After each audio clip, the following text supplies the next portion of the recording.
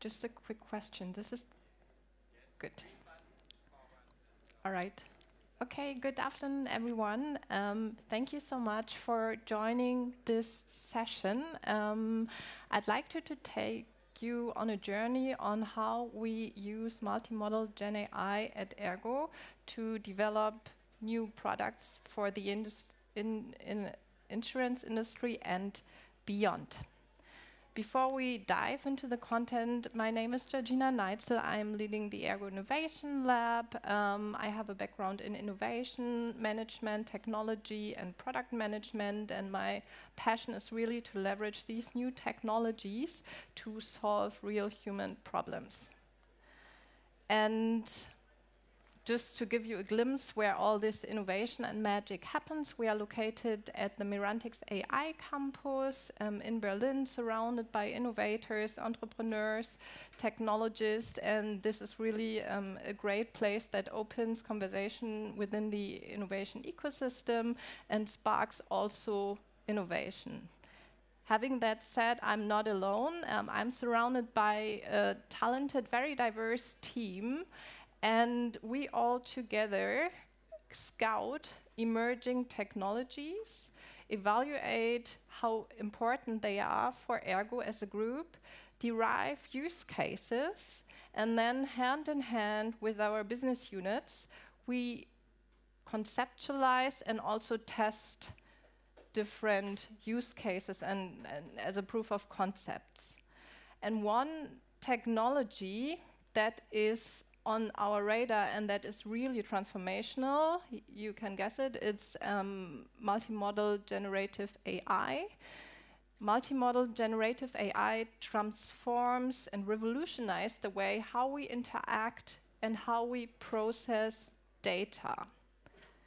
And in insurance, data is everything. Why is data everything? Because we as insurer handle a lot of different data, starting from text and image-based medical reports about voice-based phone calls from our customer over drone damage, image-based damage estimation, for example, in flood regions by drones.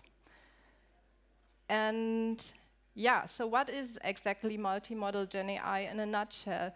Multimodal GenAI is an advanced large language model that is capable of processing and generating all different kinds of text in one single model and simultaneously.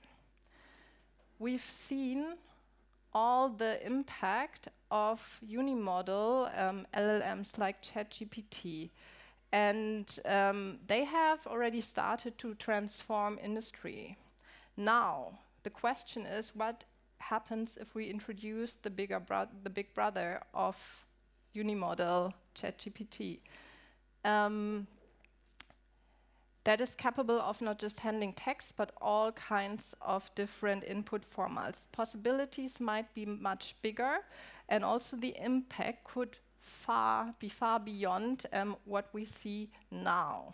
And let's take a moment and see what experts like Gartner predict. And this is a question for you, for the audience. What percentage of GenAI solution do you think will be multimodal by 2027, starting from 1% in 2023? Who has a guess?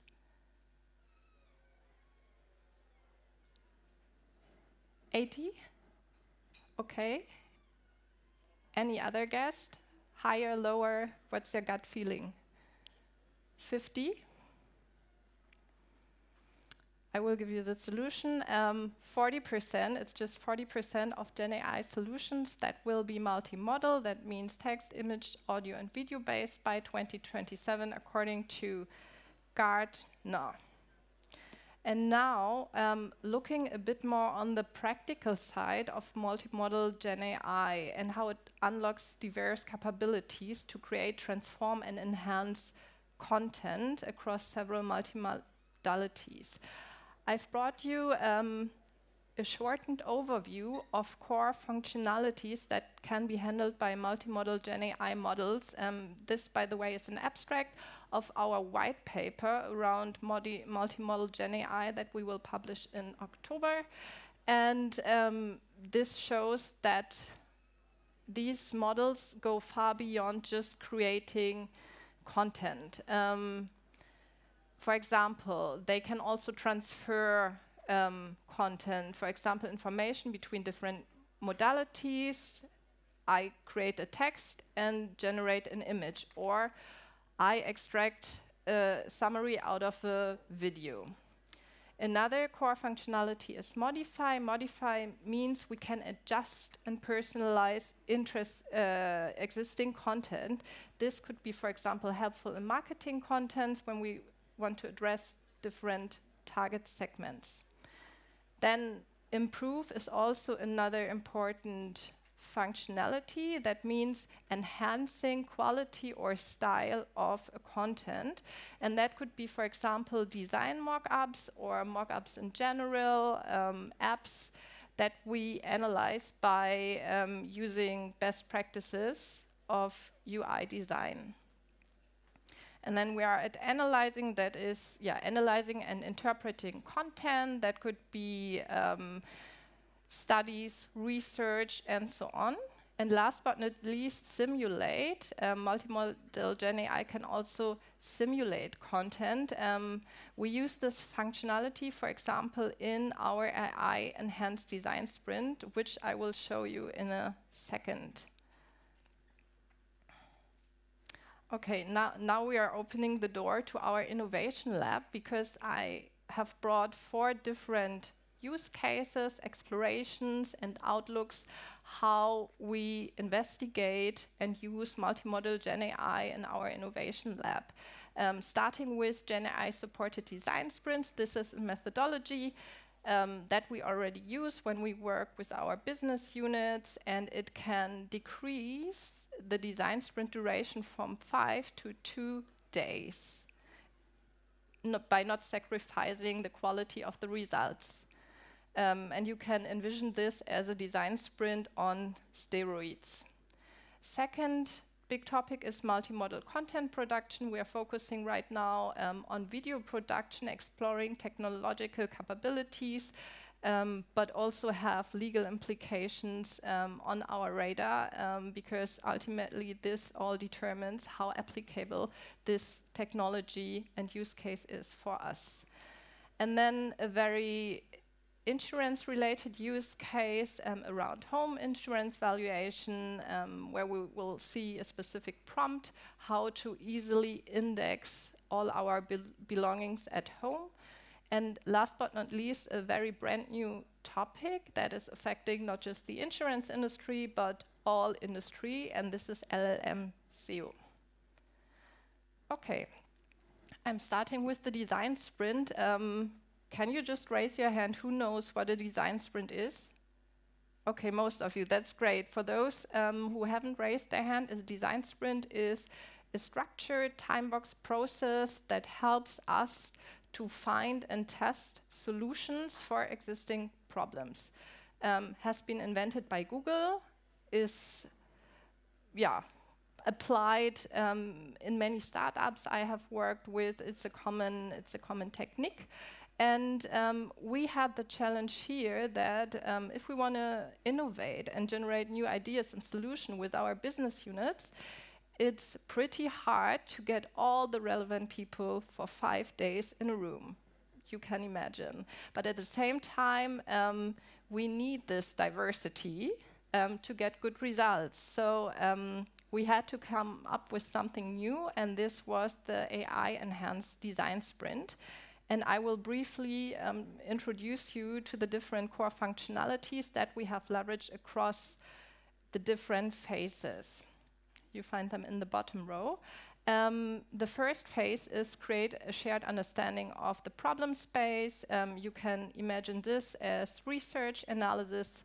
That can be text, that can be images, that can be tables, videos, and whatnot. And now with multimodal GenAI, we have the capabilities to analyze lots of content in a short time and create a holistic summary of the results of the research, which is super helpful because usually this part takes a lot of time. Then the next step is the definition, synthesizing, using personas. Here I have the simulate core functionality, which I mentioned earlier. With GenAI, with ChatGPT in particular, you can mimic personas. Many of you might know the persona canvases that we sometimes leverage in design sprints, but now we can ask ChatGPT to act like this persona by providing core information that you usually find on these canvas, like age, like background, like anything. And then in one of our design sprints, our participants were able to interview these personas to really experience how they behave, what their perspectives are. And this was really helpful. The next thing is idea generation. So after having defined the problem and decided on the problem we want to solve, we generate a broad range of ideas. The problem here is when you have a very homogeneous group of participants, there's sometimes a bias in perspective. And by bringing in ChatGPT and other tools for idea generation, you can get new perspectives, additional perspective, enhancement of ideas, and this is pretty valuable as well. Then we go, after having selected the best ideas, into the prototyping and concept phase. That means here we use multimodal GenAI, for example, to create basic wireframes. There are some tools out there that allow you, by describing or providing basic features, needs, a simple user phase that can act as a starting point for further enhancement. And last but not least, we can also, in the test phase, use multimodal GenAI to provide feedback to our new tool, to our mockup, and improve this. Yeah, and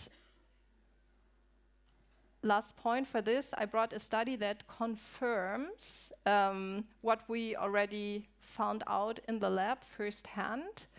AI-supported design sprints deliver more novel and more customer-focused ideas. So this paper in particular investigated the quality of LLM-generated ideas, and they evaluated 3 different aspects: novelty and customer benefit, where LLMs outperformed human experts, what's interesting, and feasibility. However, feasibility is a complex, wide field, and in this case, the experts performed better than ChatGPT.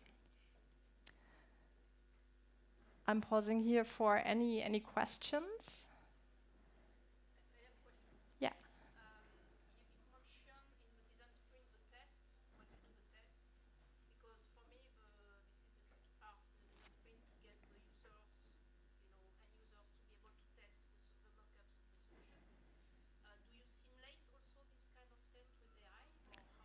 Yes, so the question was whether we can use AI for testing mockups.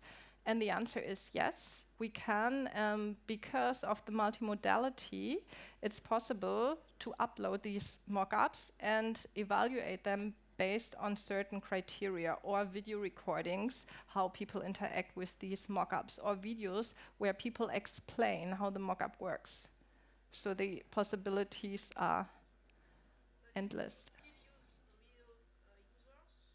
Yes, so it's just an enhancement. I'm not recommending to replace all humans, but to enrich the design sprint and speed up the design sprint by using AI, GenAI, wherever it makes sense. And this is particularly different for every design sprint, because every design sprint is different. And then it's a case-by-case decision where and what we implement.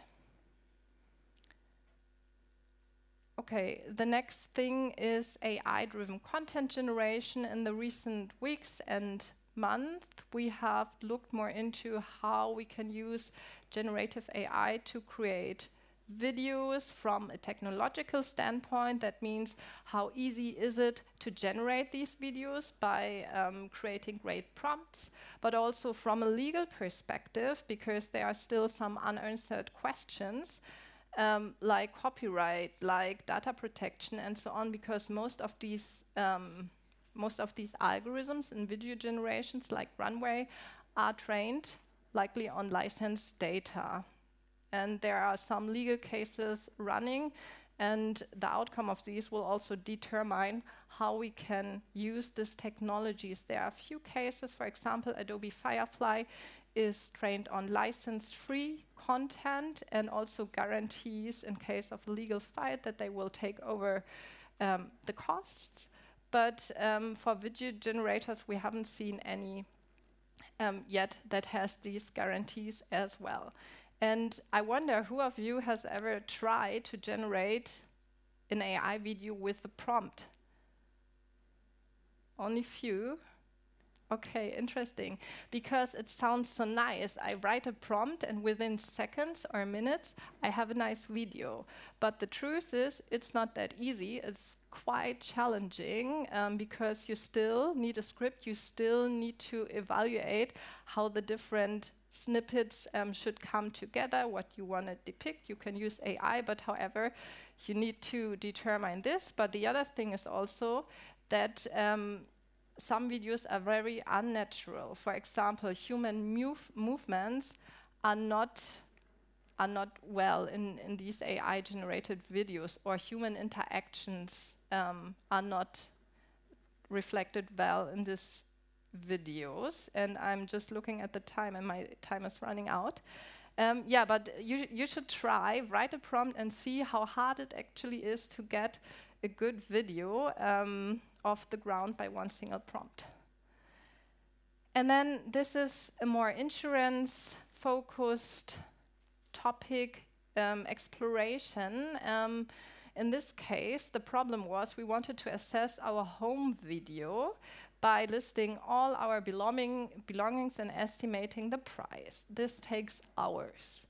So what we did is we used a camera and recorded for this small test only our living room and asked ChatGPT in a prompt, hey, please list all the items that you have seen in this living room and please estimate the price, the value of it.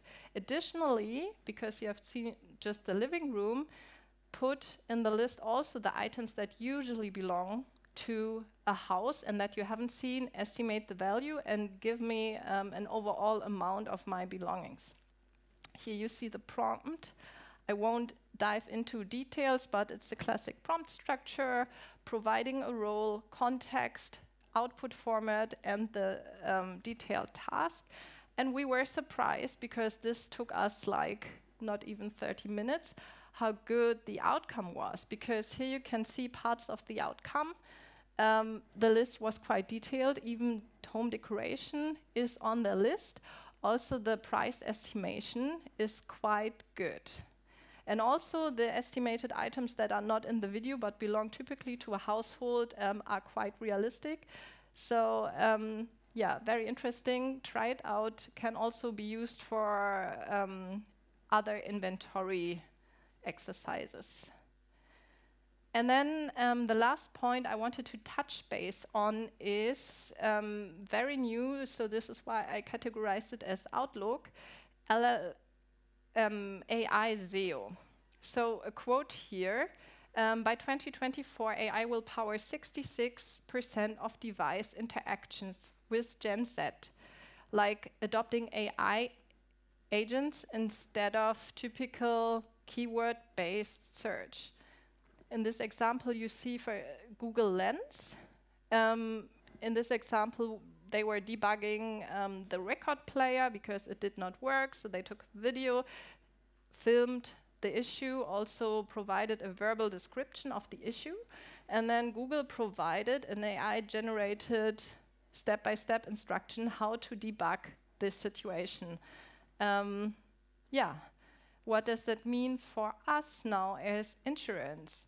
That means, in a nutshell, we need to adjust our search strategies because we see, especially the younger generation, moves from keyword-based search more and more to LLM agent-based search that is more natural, that can contain additional documents like videos, like audio, and yeah, we need to adjust our strategy to also stay relevant in future in search. And this is the summary. Okay, I still have time. This is a summary. We have seen that multimodal GenAI is not just another tool, but it's a technology that will transform industries. I've showed you practical applications that we are currently experimenting with. And the truth is, we are just scratching the surface. Multimodal LLMs like OpenAI 4.0 and others have been released in May this year. So just a couple of months ago, and there was tremendous progress. I can only imagine how the world will look 1 year later. And yeah, that's it. Thank you so much for your attention.